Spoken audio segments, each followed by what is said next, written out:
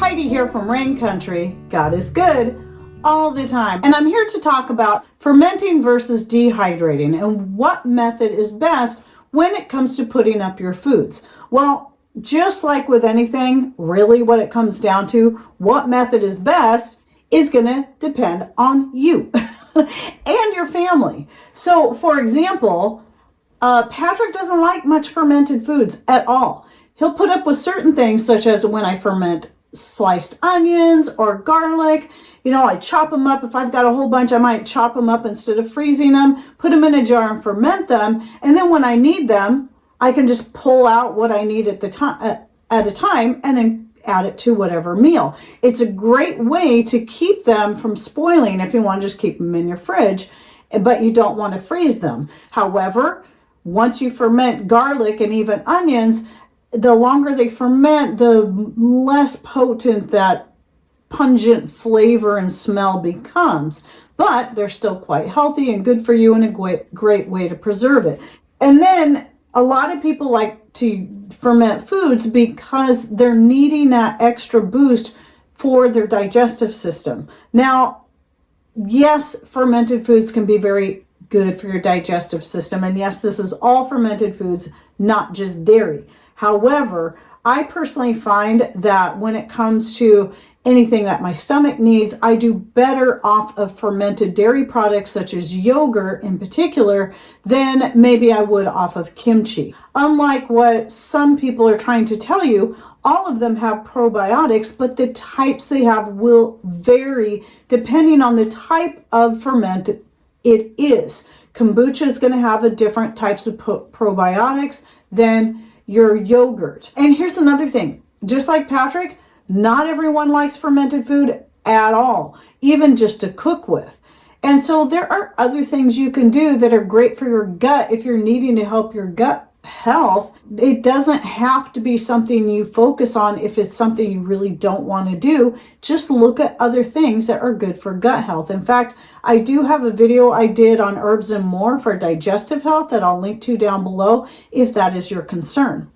Now, I do like to ferment quite a few things, but unlike some people, I don't ferment all my food for preservation. And I ferment it because it's something I may be craving at the time. And there's, you know, the onions and the garlic have been about the only thing I've ever fermented for the sake of preservation. Whereas other things I ferment because of their uses, such as fermenting the juice I press from our own grapes or apples or blackberries or rhubarb to make wine or mead, or the herbs and scraps that I use to ferment and make vinegars like I have here with the juniper and orange peel vinegar, which obviously doesn't look near as pretty as it did when I first started it, but that's just the way it is because it's probably got maybe one more week left to go. This one's got probably 3 more weeks to go. This is my mango vinegar, and it's made from mango peels and pits. I ferment that stuff because I'm using the vinegar for anything I'd need vinegar in. And I do have a video on the many uses for homemade vinegar if you want to get into using it, because a lot of people think, well, I have to have apple cider vinegar. No, you don't. It doesn't have to be ACV, which is apple cider vinegar. It could be mango peel vinegar. It could be juniper and orange peel vinegar. It could be apple scrap vinegar. Back here in the far corner, it can be herb vinegar, like that one back there is rosemary and nasturtium from dried rosemary and nasturtiums. So I'll have different uses and different reasons to ferment things. I do like to ferment the eggs from my chickens when I got a lot coming in because I just enjoy eating them. So sometimes I'll boil up some eggs and I'll ferment them, and I love the flavor that fermenting the eggs adds to the hard-boiled eggs. It just adds more flavor. Plus, whatever spices and herbs you throw in there to the fermenting liquid is going to add even more flavor. I just love them. I think they're great, but I don't do that for the sake of food preservation. Now, some people do. Some people will have shelves and shelves of fermented foods that they got from their garden. And that is great if that's how they want to preserve them, and everybody in their family enjoys eating them that way. That is a great option to go with. Well, now let me go on to the dehydrated foods. So over the years, and I've been canning for years, by the way, And I've canned lots and lots of different things.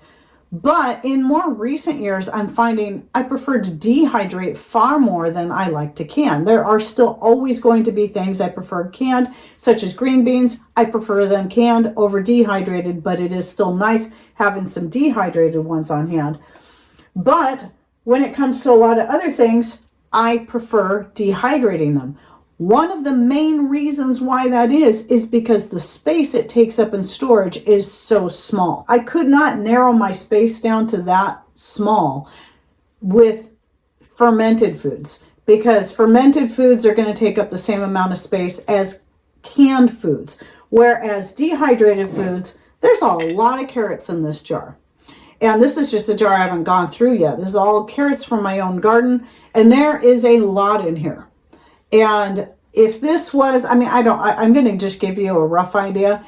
If I had canned these, I'd be probably using about at least 7-quart jars for the same amount that's in here. Just think of the amount of space I'm saving in my pantry. Same thing goes with zucchini. That's the main way I preserve it. Sometimes I'll still can some or freeze a little bit, but most of the time I dehydrate it and I add it to many, many different things. I only dehydrate my pumpkin now because I can powder it down. I can use it for all kinds of things, and it takes up maybe 1/8 of the amount of space that it would had I canned it. And the tomatoes is another thing. I used to can my tomatoes all the time. I don't do that anymore. Now I only dehydrate them, because the main things I use tomatoes in through the year are making sauces, soups, and more. And by the way, I'll just link to my dehydrating playlist and my fermenting playlist down below if you want to just kind of peruse through those and see what kind of videos I have on this. So the main reason that kind of spurred me into doing this is somebody saw my video that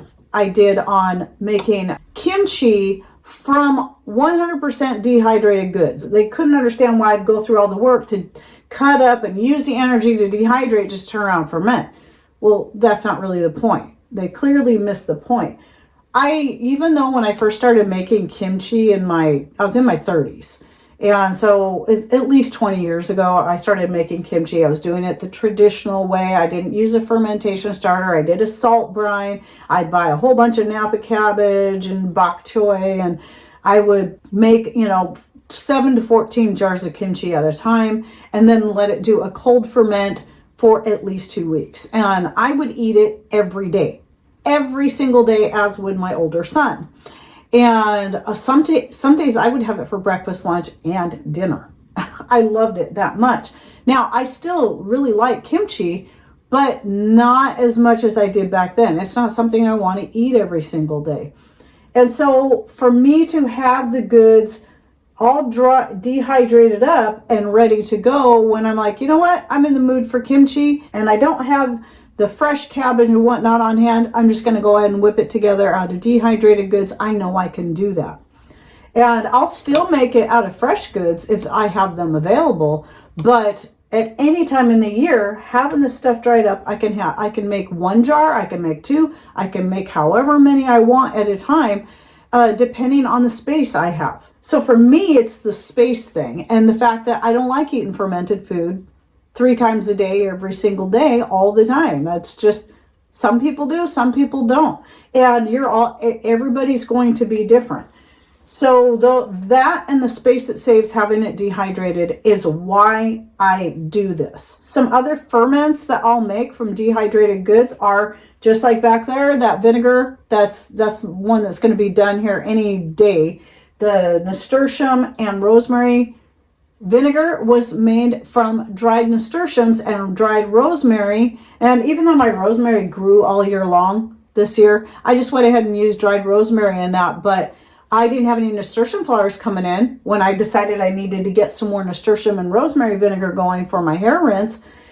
I had it dried up and I was able to then throw it together. Dried up and taking very, very little space. And I've made all kinds of different vinegars using dried goods. I've used dried rhubarb, dried apples, and I don't know what else. I've used all kinds of dried goods to make vinegars. I've also used my dried goods to make fermentation starters in the first place. Now, a starter, this is another question, a fermentation starter, even though I use it in almost everything except the vinegar for whatever reason, I do use it for all of my ferments just in case. To me, it's an insurance because it's very, very easy to make a fermentation starter, and it costs me pretty much nothing other than a little bit of sugar and then whatever scraps I have on hand. I can use fresh orange peels, but I can also use dried goods, dried ginger like this. So it's got the peels on it. This would be great. You don't have to have fresh ginger to get a ginger bug going. You can use dehydrated ginger as long as the peels are in place. I've used dried raspberries, raisins, pineapple, and so much more to make fermentation starters. I also make the starters out of fresh goods that might be on hand, such as dandelion flowers and red clover flowers and just whatever. You can make them out of anything. It's super easy. Anyone can do it. So yes, if I want to ferment and I have the dried goods on hand, I can ferment them from a dried state. The other reason why I like to dehydrate up a lot of this stuff is not only because I may not want to have kimchi every single day, but in its dried form, like this is red and green cabbage, where this is just plain green cabbage. I can have so many more uses for it. And I can throw them into soups. I can use them to make col cannon, which is an Irish dish, very simple, made with mashed potatoes, cabbage or kale, and onions, garlic, salt, pepper, and then whatever else you want to add if you want to add it. I usually do add a little meat to it. Same thing with the carrots, the ginger, or anything else. Oh, and this is Chinese 5-color peppers. I still am going to powder these up. I'm still working through a lot of my pepper from the year before, but I haven't powdered these up because they're just so pretty in the jar. But I could throw those into any ferment that I want, just as is. But by having them in this form, this means I can use them however I want. If I want to powder up some of this ginger to use in a powdered form, I can do it from this. I can't do that if it's all fermented. I would still have to dry it out before I could powder it. So as far as food storage goes, having these things in a dehydrated form makes the most sense to me. It saves me space. It's ready to use in any form that I want. Well, for the most part, you might have to soak it or cook it or powder it, however you plan to use it. But I have so many more options I can do with this than I could with a bunch of jars of pre-fermented food. And so this is why this method is best for me. So I can still go either direction. Now, one thing I want to throw in there, I've been talking about dried and fresh. When it comes to fermenting, though it can be done, I do not recommend, for the most part, using frozen foods to make a starter, to make vinegar, to make whatever, because something happens during the freezing process that I think it just must kill off some of that beneficial bacteria and yeast that's needed to get a good ferment going. Sometimes it will still ferment well, but not always. Now, I do freeze my grapes before I make wine. However, the reason it's not a big deal is because, well, I am adding my fermentation starter to the wine or to the mead when I go to make it. So if your stuff is frozen, like you want to make vinegar out of some frozen apple scraps because you already had a lot of vinegar going and didn't want to get more, but you're still peeling these apples up to make whatever it is you're making out of it, and you froze them up, you can still use them to make vinegar. I just recommend adding either something fresh to it, like some fresh orange peels or apple peels or mango peels or fresh herbs from the garden to mix in there, something that's still going to have the live bacteria and yeast present on it, or you use a fermentation starter. And you can still use the frozen goods. It's just you might have to take a little extra step if you're using frozen goods to ferment, especially for making a starter or a vinegar. One more thing I almost forgot to say is that someone was talking about all the extra work it goes into drying it and then fermenting it. Well, if I'm going to make kimchi, I still have to chop all that stuff up to make the kimchi. So as far as that kind of work, I'm not doing any more work.